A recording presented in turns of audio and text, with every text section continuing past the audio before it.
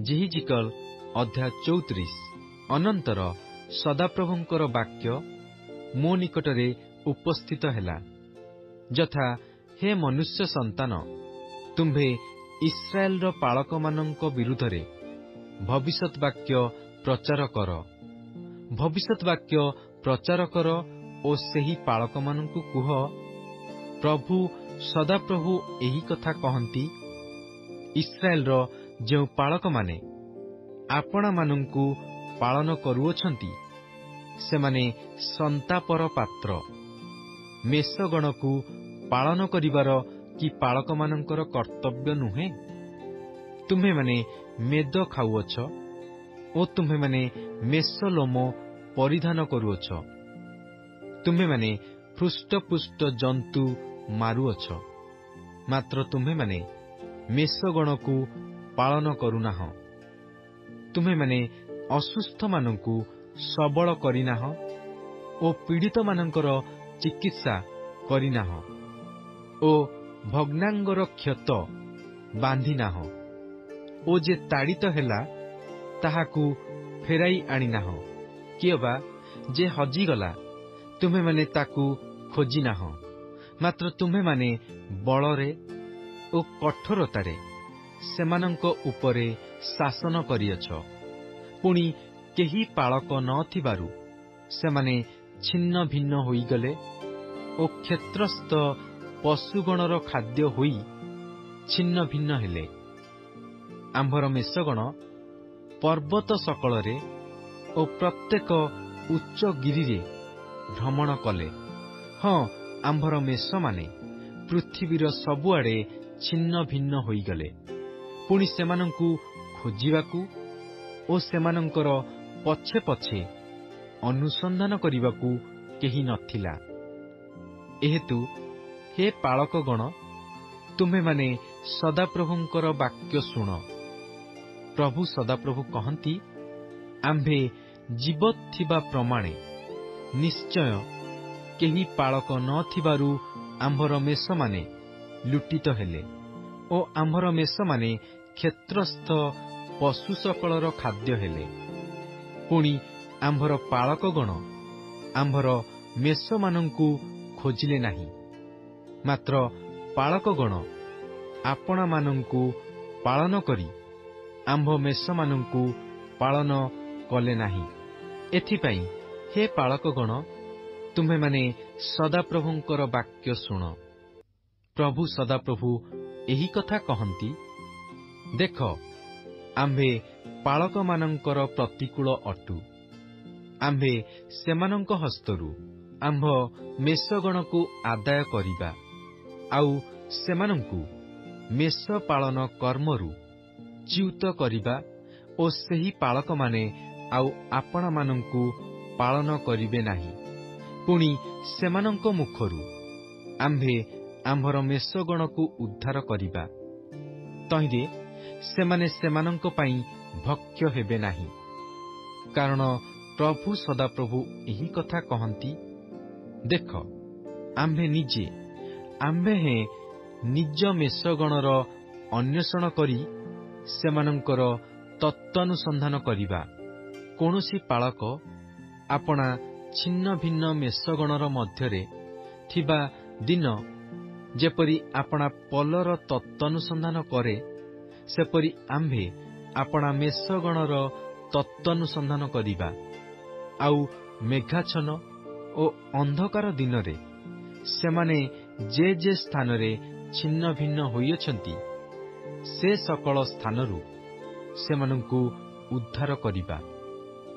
ଆଉ ଆମ୍ଭେ ନାନା ଗୋଷ୍ଠୀମାନଙ୍କ ମଧ୍ୟରୁ ସେମାନଙ୍କୁ ବାହାର କରି ଆଣିବା ଓ ନାନା ଦେଶରୁ ସେମାନଙ୍କୁ ସଂଗ୍ରହ କରି ସେମାନଙ୍କୁ ନିଜ ଦେଶକୁ ଆଣିବା। ପୁଣି ଆମ୍ଭେ ସେମାନଙ୍କୁ ଇସ୍ରାଏଲର ପର୍ବତ ସକଳରେ, ଜଳପ୍ରବାହର ନିକଟରେ ଓ ଦେଶର ସକଳ ବସତି ସ୍ଥାନରେ ଚରାଇବା। ଆମ୍ଭେ ଉତ୍ତମ ଚରାଣୀ ସ୍ଥାନରେ ସେମାନଙ୍କୁ ଚରାଇବା। ପୁଣି ଇସ୍ରାଏଲର ଉଚ୍ଚସ୍ଥଳୀର ପର୍ବତଗଣର ଉପରେ ସେମାନଙ୍କର ଖୁଆଡ଼ ହେବ। ସେହି ସ୍ଥାନରେ ସେମାନେ ଉତ୍ତମ ଖୁଆଡ଼ ମଧ୍ୟରେ ଶୟନ କରିବେ ଓ ଇସ୍ରାଏଲର ପର୍ବତମାନର ଉପରେ ପୁଷ୍ଟିକର ଚରାଣୀ ସ୍ଥାନରେ ସେମାନେ ଚରିବେ। ପ୍ରଭୁ ସଦାପ୍ରଭୁ କହନ୍ତି, ଆମ୍ଭେ ନିଜେ ଆପଣା ମେଷଗଣକୁ ଚରାଇବା ଓ ଆମ୍ଭେ ସେମାନଙ୍କୁ ଶୟନ କରାଇବା। ଯେ ହଜିଥିଲା ଆମ୍ଭେ ତାହାର ଅନ୍ୱେଷଣ କରିବା ଓ ଯେ ତାଡ଼ିତ ହୋଇଥିଲା ତାହାକୁ ପୁନର୍ବାର ଆଣିବା।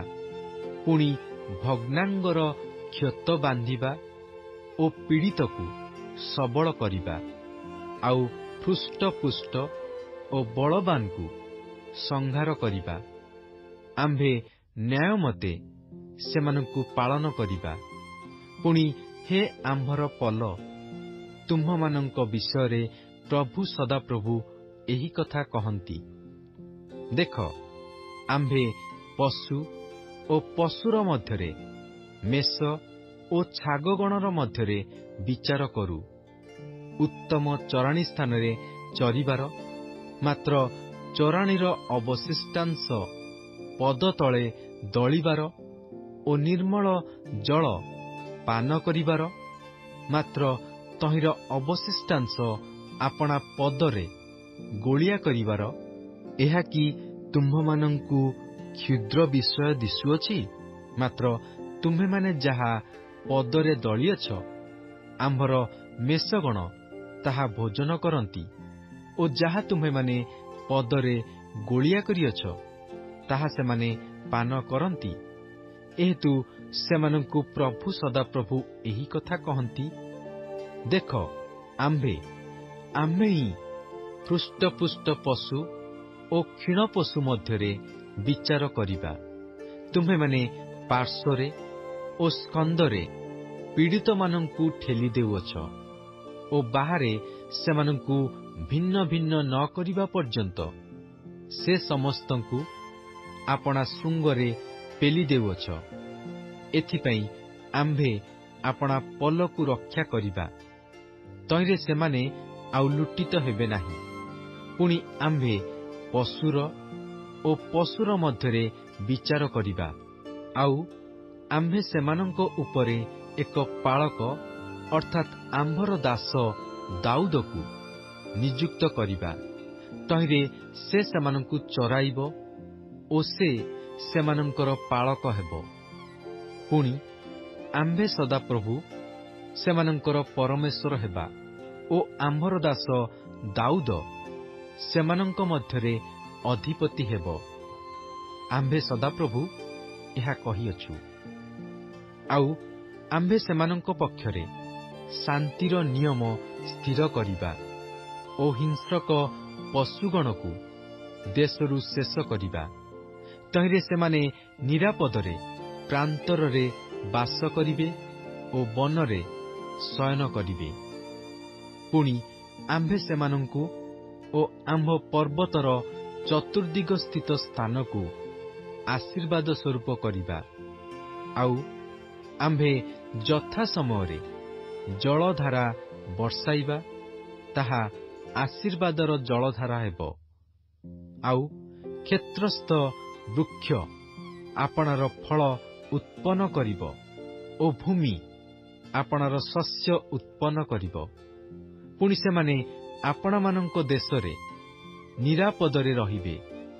ଆଉ ଆମ୍ଭେ ସେମାନଙ୍କ ଜୁଆଳିର ଖିଲ ଭାଙ୍ଗିଲେ ଓ ସେମାନଙ୍କୁ ଦାସତ୍ୱ କରାଇବା ଲୋକମାନଙ୍କ ହସ୍ତରୁ ଉଦ୍ଧାର କଲେ, ଆମ୍ଭେ ଯେ ସଦାପ୍ରଭୁ ଅଟୁ, ଏହା ସେମାନେ ଜାଣିବେ। ପୁଣି ସେମାନେ ଆଉ ଅନ୍ୟ ଦେଶୀୟମାନଙ୍କର ଲୁଟ୍ ସ୍ୱରୂପ ହେବେ ନାହିଁ, କିମ୍ବା ପୃଥିବୀସ୍ଥ ପଶୁମାନେ ସେମାନଙ୍କୁ ଗ୍ରାସ କରିବେ ନାହିଁ। ମାତ୍ର ସେମାନେ ନିରାପଦରେ ବାସ କରିବେ ଓ କେହି ସେମାନଙ୍କୁ ଭୟ ଦେଖାଇବେ ନାହିଁ। ପୁଣି ଆମ୍ଭେ ସେମାନଙ୍କର ସୁଖ୍ୟାତି ନିମନ୍ତେ ଏକ ଉଦ୍ୟାନ ଉତ୍ପନ୍ନ କରିବା। ତହିଁରେ ସେମାନେ ଦେଶରେ ଦୁର୍ଭିକ୍ଷ ସକାଶୁ ଆଉ କ୍ଷୟ ପାଇବେ ନାହିଁ, କିମ୍ବା ଅନ୍ୟ ଦେଶୀୟମାନଙ୍କର ଅପମାନ ଆଉ ଭୋଗ କରିବେ ନାହିଁ। ତହିଁରେ ଆମ୍ଭେ ସଦାପ୍ରଭୁ ସେମାନଙ୍କର ପରମେଶ୍ୱର ଯେ ସେମାନଙ୍କର ସହବର୍ତ୍ତୀ ଅଟୁ ଓ ସେମାନେ ଅର୍ଥାତ୍ ଇସ୍ରାଏଲ ବଂଶ ଯେ ଆମ୍ଭର ଲୋକ ଅଟନ୍ତି, ଏହା ସେମାନେ ଜାଣିବେ। ଏହା ପ୍ରଭୁ ସଦାପ୍ରଭୁ କହନ୍ତି। ପୁଣି ଆମ୍ଭର ମେଷ, ଆମ୍ଭର ଚରାଣୀ ସ୍ଥାନର ମେଷ ଯେ ତୁମ୍ଭେମାନେ ମନୁଷ୍ୟ ଅଟ ଓ ଆମ୍ଭେ ତୁମ୍ଭମାନଙ୍କର ପରମେଶ୍ୱର ଅଟୁ, ଏହା ପ୍ରଭୁ ସଦାପ୍ରଭୁ କହନ୍ତି।